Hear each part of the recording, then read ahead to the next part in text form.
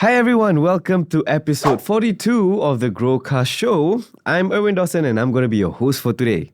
Now, stand by with me because we're going to have an interesting guest that I want to introduce to you with an interesting business.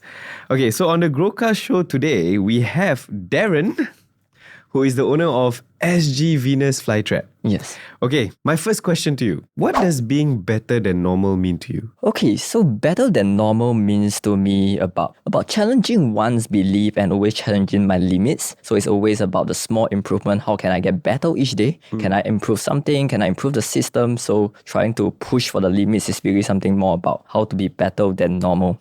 So when I was younger, things are pretty normal for me. Average grade, average life. But deep inside me, I know I'm interested in plants. But how am I able to push that limit to make it better and better for my clients and audiences? So, what makes you better than normal? I will say blood, sweat and tears, meaning to put a lot of times into it in one direction.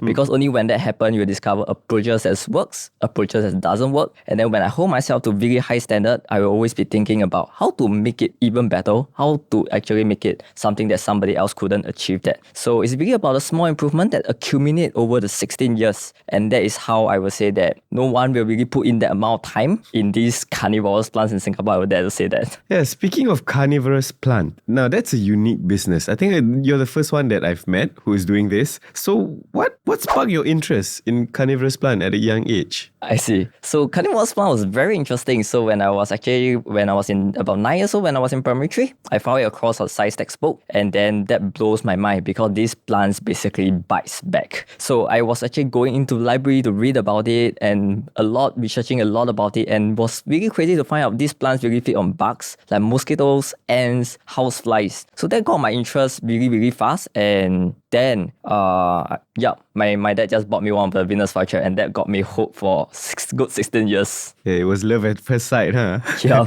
Okay, so what was the greatest challenge in growing carnivorous plant in the past? So in the past, carnivorous plants are actually temperate plants. So in the whole industry, it's very challenging to grow these plants because of their very, very stringent condition. They need full day direct sun. They need cold temperature, 18 degrees Celsius. And you can't even use tap water for these plants in the past. So Gardens by the Bay, they have to grow them Gardens by the Bay have to grow them in the cloud forest, whereby the temperature is being cooled throughout the whole entire year. On top of that, carnivorous plants require to hibernate every about 3 months every year to ensure that they're able to survive to the next year. So it's actually very, very challenging to grow these plants in the past. Okay, interesting. Then can you share a memorable experience from your early days when you started growing this VenusFlytrap? I see. Memorable experience when I first started, I've been killing VenusFlytrap again and again. But the most memorable one will be the first one and the second VenusFlytrap that I bought. So when I was about 9 years old, when I was in primary 3, my dad actually bought me my very, very first VenusFlytrap. And I was really excited, jumping in joy. But I could remember I was so sad when it died on the 14 days. And that was $75 USD down the drain at that point of time. So I was very disappointed, but my dad was like, okay, maybe you want to try again. We can try another one and see how it goes from there. So it died again on the 16 days. It was so memorable because I put in so much hope on that plant, and then I almost want to give up immediately on the second one. So my dad asked me, why not bring it to a science teacher and see what he can share with you? And my science teacher pointed out something very, very important. The reason why is it so memorable, because that is a life-changing. So he asked me, what was that small improvement as a small success? And then I was like, that 2 extra day. So at that day, my teacher taught me the skill to recognize for that small improvement, and that served me in my 16 years journey. So it was quite a sad experience, memorable Yes. in a sad way. Yes. All right, so when you were developing the technology to grow these plants in Singapore, what were the challenges you faced? Okay, one of the biggest challenges is the lack of funding and also resources, because I come from a below average family, and the solution to change these plants' genetics don't lie in the normal garden. It's found in the laboratory.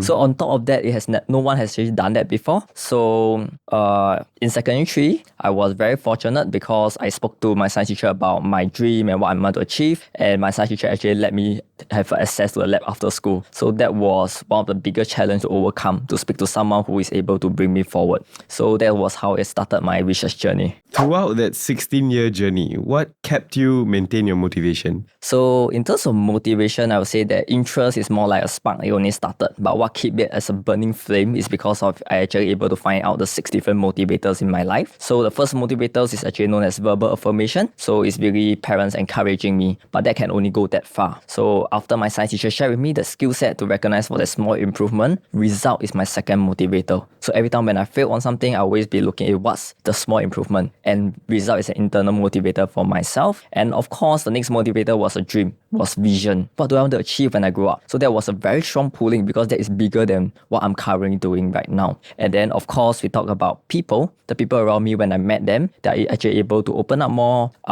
insights for me and bring me to places that I would have otherwise not been to. And that actually opened up more opportunity, which is a sixth motivator that bring me in. Okay, then what was the breakthrough moment in your journey with, dealing with carnivorous plants? So my first real breakthrough about this carnivorous plant is when it's actually from a mistake. So when I was breeding these plants in the lab, I always put them in the cold environment, in the aircon room. But then because of one mistake I made, I have to bring these plants out of the aircon room because the aircon room is too small. So because of that, I thought that the plants will all be dead on the 14 days. But a small population of them, maybe 2 in hundreds of them, managed to survive in it. And that got me really excited because that was the very first time that these plants grew really well even without any air condition. So, which brings me to my next question. What inspired you to start SGVenusFlytrap? Okay, so what inspired me to start VenusFlytrap was very different than what everybody would have thought. Okay. Alright, so after my first few successful VenusFlytrap that I actually got from my research, I was really excited and I started posting on different forum, different Facebook community to talk about it, to share about it.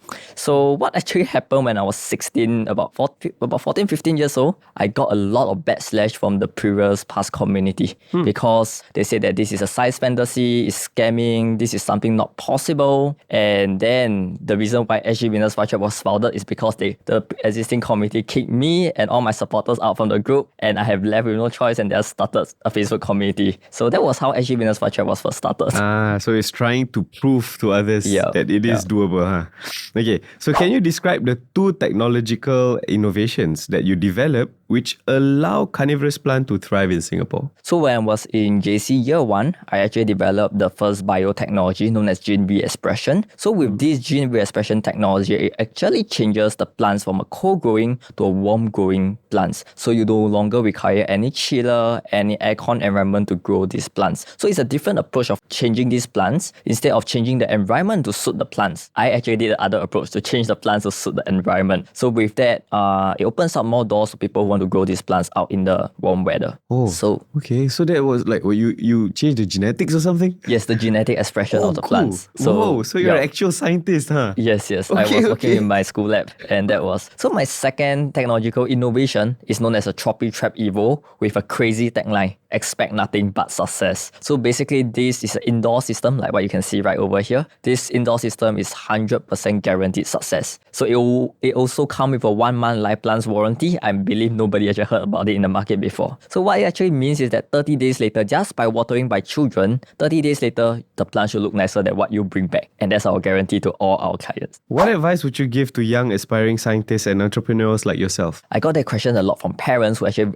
came from my workshop, and I always share with them this guiding statement. What is your strength that can be a solution to somebody else's problem who can pay you highly and continuously? So if you look into this question, this guiding question, we always be asking, it's not what problem to solve, what solution can you give, it's all not that, but rather what is your strength. So it's always about understanding yourself, understanding the strength, and then really work hard to improve that strength such that the strength can become a solution that can solve somebody else's problem. So eventually, if you really invest a lot in yourself, learn, grow, speak to as many people as possible, and that is where you actually further develop your strength. So that is a guiding question to all the inspired children who want to... Okay, that's a good answer. How has SGVenusFlytrap evolved since its inception in 2016? I see. SGVenusFlytrap has been around for almost about coming 9 years. 9 years. So it started off with just an online community whereby community members coming to my house to visit, coming to my void deck to visit,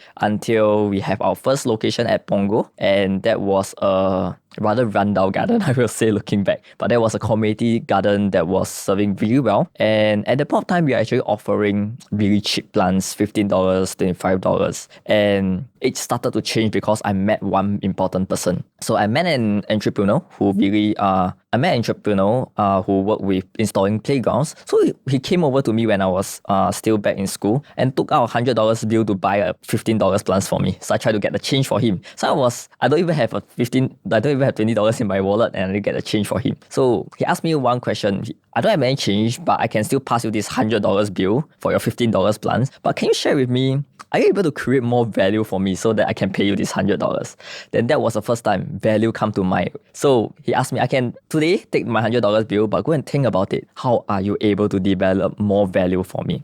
So that was a biggest spark moment whereby I start to think on, instead of how to offer cheaper, I start to think about how can I create more values for my client. So he gave me some ideas in terms of the warranty, the guarantee, and that reshaped SGVenusFlytrap to a different direction from that day onwards. What are some of the unique features of SGVenusFlytrap workshop? So for the workshop we created is first of its kind, and I dare to say that you can't get the experience anywhere else, because other than carnivorous plants, we actually share with the children, the young children, about the journey, how I started this whole company from a passion that I started at 9 years old. So when they come for a workshop, they get to see videos of it, documentary about how I started this. So this is also an additional point whereby we want the children to see it so that they can believe that this is possible. So after a video, we'll bring them to the garden to take a look at a wide variety with thousands of carnivorous plants inside to learn about the hunting mechanism, and then we will actually share with them the different growing methods. Because at the end of the day, it's not about what plants to get, but whether are we able to find a right method for our client. How do you ensure a successful experience for students and parents in your workshop? Okay, so SGVenusFlytrap has a mission to bring success to anyone on their first attempt, and we do it through our 3 steps. The first one is known as research. Research is really about studying what works and what doesn't work.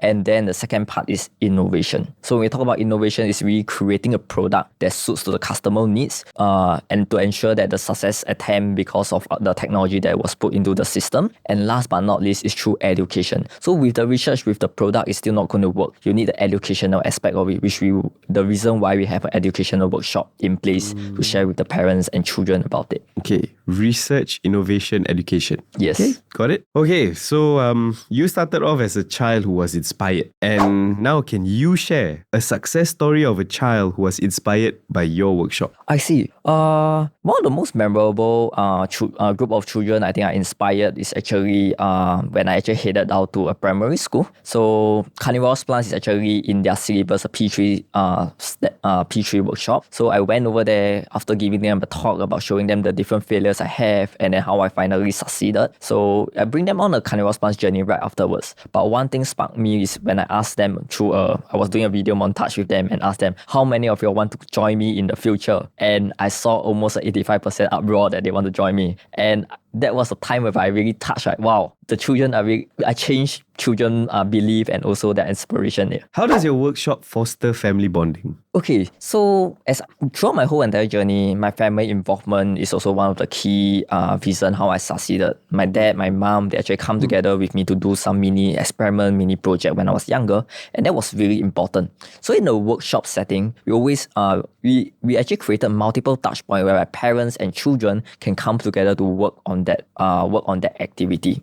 So for parents, their involvement will be different. They will be taking videos of their children building up the whole system like this. And then when the plants eventually succeeded, the parents is going to showcase to them that, hey, look, this is how you first started on the first day at the workshop. So this is the involvement, the interaction that goes beyond the workshop itself. Okay, all right. Okay, next question. Why is it important to expose children to hands-on learning experiences like your workshop? Okay, so hands-on learning experience is very important because what we want is a children involvement. In this workshop, instead of just teaching them carnivorous plants, we want to tie 2 things together. Number 1, their effort. We want to tie their effort to the result, to showcase something known as delay gratification. So the children will be setting up on day 1, and then he will be watering it every 3 days, and 6 months down the road, they see a huge, big success. So what we want over here is to showcase the link between their efforts and result. Because the more time they go through this, what grows in the children? A lot of parents will guess carnivorous plants. No, it's actually confidence level that we're building. And confidence is important for them to for the other 6 motivators we have shared earlier to work out nicely. What makes carnivorous plants unique compared to other plants? Okay, so carnivorous plants are plants that bites back. So their hunting mechanism is something that no other plants can actually matches it. So when I say that these plants are unique, it's because not only they're aesthetically nice, their colors don't fade throughout the whole entire year. And the main reason behind that is because these colors that you see right over here, these are not flowers. These are actually modified leaf to resemble flower. So throughout the whole entire year, you can have a plant that is red, orange, white throughout the whole entire year. And the second thing that this plant is very unique is because it has movement. So you will be able to see changes among the plants, especially when the insect land on it, you can see the snapshot, you can see the thing rolling up. So there's a lot of movement for you to observe. Venus flytrap is like a violent version of mimosa plant, huh? Yeah. Okay, so how do you make the workshop engaging and fun for children? Okay, so to make the workshop engaging, we really invest a lot in terms of our training for our team to make sure they are more than qualified to be able to bring the experience to the children. So instead of just getting any random conductor in for the workshop, I actually put a lot of emphasis to make sure my conductors actually are able to relate with children really well, keep the tonality right, the wording they choose. So these are very, very important things when it comes for children experience. Okay, so I know about the pitcher plant. It actually entices animal to come and then it will shut it trap. It will trap the animals inside, right? Yep. And then the juice will digest it. So what about the hunting mechanism of a Venus flytrap? Can you explain that a bit? Oh, so the Venus flytrap hunting mechanism is even more complex. So for Venus flytrap, we always known them as the smartest plants in the world because they are able to select what to eat, when to eat. Okay. So, and they has memories. So let me share with you how a Venus flytrap works. So the Venus flytrap, to entice insects to come forward, what they do is they secrete nectar. Okay. So when they're hungrier, they actually turn their leaf redder, so they're even more attractive. So the insect will come over. And there are really tiny trigger hairs at the inside of the leaves. So there are about 3 of them on each side. So when I touch it for the first time, you think the plants didn't know, but they actually know about it. They will be on a standby mode. So when the insect trigger the second time, it snaps shut immediately. And when I mentioned they select what to eat, right? Yeah. So even when the jaw is snapped shut, they actually leave some small holes. And you'll be surprised because these small holes is going to let insects escape. They basically let the smaller ones escape, leaving the bigger one in. So the plants are really, really smart. So it's a lot of things to observe about these plants when you see them, when you grow them at home. Okay. I'm actually enjoying the questions about the plants, Yeah. Okay, what are some of the most fascinating types of carnivorous plants other than a flytrap? Okay, so earlier you mentioned about the pitcher plant. Pitcher plant is even more crazy. This plant is the most cunning plants in the whole carnivorous plants kingdom. And why I say they are the most cunning? So these plants couldn't actually move at all. They totally has no action. Okay. But what they do, they also produce nectar, just like any other carnivorous plants. But to ensure that the insect fall into the pitcher, what they does is that they produce small amount of chemicals into the nectar. So when the insect feed on it, the insect start to become dizzy and drowsy, so they cannot coordinate their wings, and that's when they fall into it. So if you think about it, these plants are actually spiking the drink of these insects. No other insects could have done that by putting some poison on the ground and for their prey to eat it, and when they die, they come after. No animal does that, but these plants do. Oh my gosh. So if you actually convert this carnivorous plant, especially like the pitcher plant, into reality, right? They're actually criminals, huh? Yes, that's why I say they are the most cunning. They plan it all out. Okay, so how can growing carnivorous plant spark a child's interest in science? I would say that the carnivorous plants itself will spark children's interest, but growing one of the carnivorous plants during our workshop will actually change that spark to a burning candle. Why do I say so? Because for these carnivorous plants in this system, it's a guaranteed success for the children. But what we're trying to do over here is to want the children to put in the effort into it.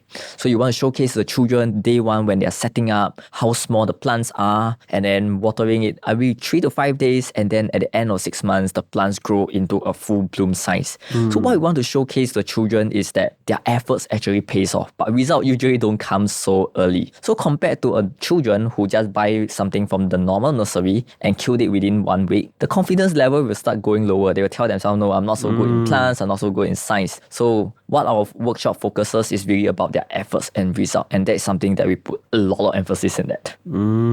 Okay. I like that answer. What are the common misconceptions about growing carnivorous plants? Okay, one of the biggest misconception about growing carnivorous plants is that they are difficult to grow. Because carnivorous plants in the past years, they are one of the most difficult plants to grow. That's why you don't see people going around the neighborhood. But because of our tool technology, the gene expression and Flytrap Evo, we're able to bring success to anyone on their first attempt, mainly because we are able to transfer the experience by building the experience into the lamp that you can see. So this to ensure that everybody is giving them the exact amount of light. And secondly, if you see the tank over here, this actually provide the growing condition. So with this growing condition, it will actually override whatever growing condition they have in their house, whether it's the aircon room, strong fan, it all doesn't matter. And last but not least, of course, with the plants that we design, the success is almost guaranteed to anyone who has zero experience in these plants. Okay.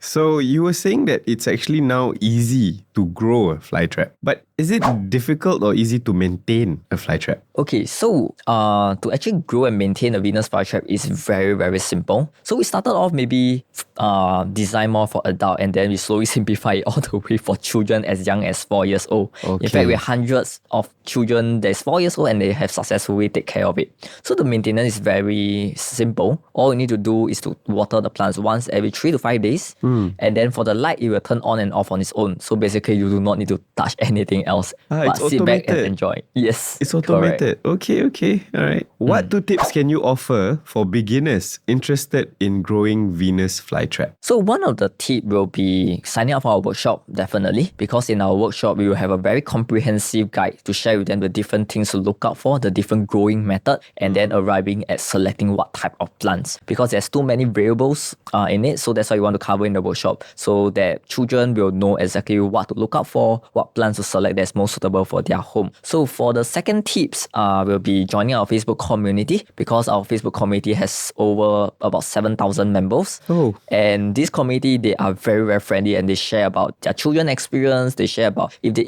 need any help, we are able to guide them and support them throughout their whole journey with us. Okay, so simply put, the life hack is to attend your workshop lah. Yes. Okay, so speaking about your workshop, what do you teach on day 1 of your Venus flytrap workshop? So in this workshop, first of all, we will always be sharing one thing that parents always want to know. How did I actually started all this at the age of 25 years old? So I will showcase a video that's collaborated with Singapore Science Centre to showcase the biotechnology, how we actually solved that problem, and then how we created our different innovation. So after that, children and parents will come together, and then they'll be visiting the outdoor garden, whereby it's filled with thousands of different carnivorous plants. So they get to see the Venus flytrap up close, feel it, touch it, learn it, to see what are these plants suitable for and what are their favorite meals. So after that, they will come back to the indoor classroom, whereby they will learn about the growing methods, whether you want to grow them indoor or you want to grow them outdoor. We share with them the 2 different methods, and then goes down to the hands-on building experience. So after the hands-on building experience, the children will actually gain a better knowledge in terms of how to actually handle these plants when they are at home. Okay, do you have to say anything to parents who are concerned about the cost of the workshop? I would definitely share that the price may not be low if you are looking at it for the first time. The main reason why, because what we are trying to focus over here is the experience that we want to focus on. Because if you were to actually cut down the cost, it's actually possible, but which means we'll use imported plants from nursery, etc. But is that what I really want to? Seeing children kill their plants, that's not what I want. Because nursery has been doing that and has proven to be not effective. So rather than looking at the cost, we really want to focus more on the success. The value. Yes, the value. So imagine when the children see their efforts pays off, I believe it worth more than a couple $100. Yeah, that's true. I mean, I can imagine if I'm a parent, I send my kid to a workshop and end up the thing just died. Yeah. What's the point of the workshop? Yes, even if it's like $20, I believe that no one, even you might not be interested at all. That's true. Okay, so speaking of children, when you were younger, how did your parents support your interest in carnivorous plants? So my parents support me not financially, but rather a lot of emotion support and physical support. As simple as I have to set up my first garden at Punggol. So my parents and I actually come together, we build the garden, the structures, putting out on the net over, revising it multiple times to get things off the ground. So a lot of hard labor. Okay. And also the emotional support whereby at the start, just like any children, I wanted to give up more than 100 times. But that was my parents supporting me, showing me that, hey, look, there's a small improvement. Maybe you should try again, and what are the different methods. So my parents was really a great support when I was young. Basically, they ensured the longevity of your interest. Yes. Okay. And I can still remember, the plants are not cheap. Every time when I buy, it's about 75 USD shipped from US. Wow, 75 USD back then was a bit more than now. Yes. So when this plant shipped to me and it died, and then my dad will be like, okay, maybe we should try again. And he didn't say that, hey, don't waste money on it, because $75 is not to the plants. It's the experience that I learned from it. And that served me a really long time. I agree with you, because a lot of parents, they'll be by now, but at that point of time, they would say, hey, don't waste money, no point all this. Yep. Well, you proved them wrong, huh? Okay, so for the next question, how do you ensure the longevity and health of plants participants take home from the workshop? Okay, so for carnivorous plants, we are at the 8 years mark after our first biotechnology breakthrough. So these plants are proven to be able to grow for 8 years and also counting. So I have a lot of members coming back to me and tell me, hey, look, the plants is growing, filling up to the brim. So some of these members started off when I was at my first location and when I'm still a schoolboy. Until now, maybe just last week, they tell me, hey, look, this plant has been following me from houses to houses and is still around. So the longevity of the carnivorous plants is because, first of all, it's because of the technological breakthrough that we actually invested heavily in. And also because we provide long-term support throughout their whole time with us. So we send them emails, we share with them on a weekly post, what things to look out for. So because we studied a lot of customers, before the problem even arrived, we will have sent the email a week before that. So all this is being timely, reaching out to them at the right time. Okay.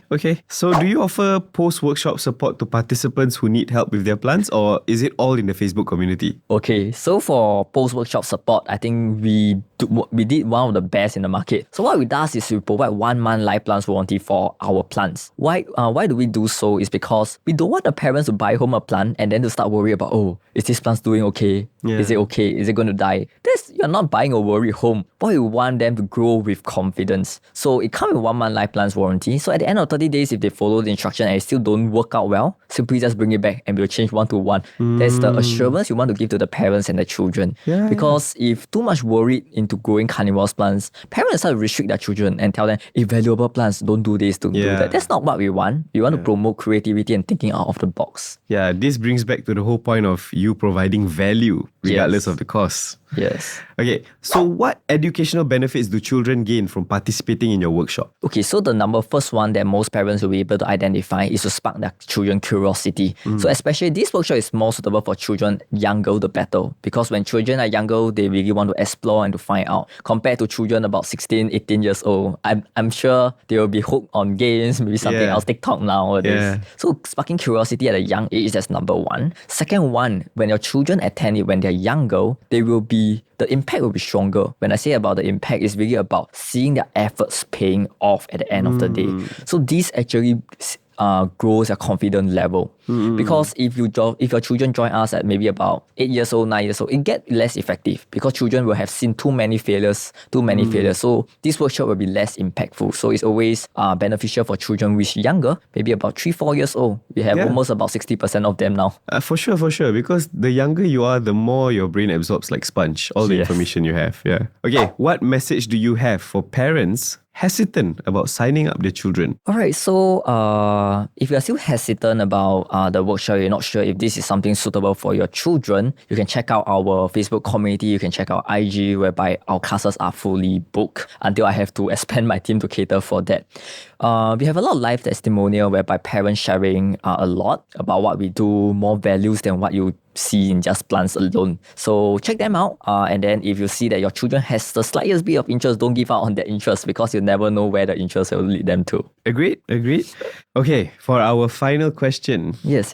Where can parents find out more about SGVenusFlytrap, and yourself. Alright, so we actually have our website is SGVenusFlytrap.com. So it covers everything from my journey, how I started, what was the biotechnology behind, and then of course the second one, which is our Facebook community group, which is one of the most active ones. And then last but not least is also our Instagram, TikTok, whereby we're sharing a lot of content to showcase what we really have to offer for the children. Because we are not just a plant nursery. We are SGVenusFlytrap that focuses success, not just in plants, but also your children. Generally in life. Yes. Yeah, anyways, nice having you around. It was a pleasant exchange, I would say. I learned quite a bit. It kind of made me feel a bit nostalgic. Because when I was young, I loved to read about plants, about animals. So it now makes me like want to go to TikTok and search about them. Yup. Anyway, thanks for your time with us, man. Alright, yes, I hope you enjoyed the session today. I did, yeah. And that's episode 42 with Darren Ng. See you at episode 43.